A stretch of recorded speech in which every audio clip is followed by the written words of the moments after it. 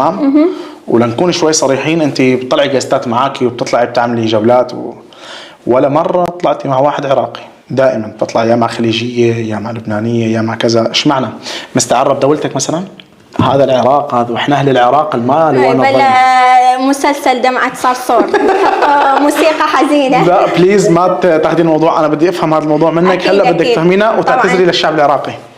شنو؟ طبعا الشعب هم دخل دولي، وما هذا موتني كل سالفه مدخل دول. هسه ارد عليكم حبايب قلبي. طبعا انا يمكن اكثر، مع اني طالعه من العراق من زمان، من عمر 9 سنين، يعني كبرت بدول اوروبا خلينا نقول باختصار. مع ذلك اني انا من دخلت السوشيال ميديا لحد هسه افتخر اني عراقيه، ودوم بالمناسبات او اي احد يسالني دوم افتخر اني انا عراقيه.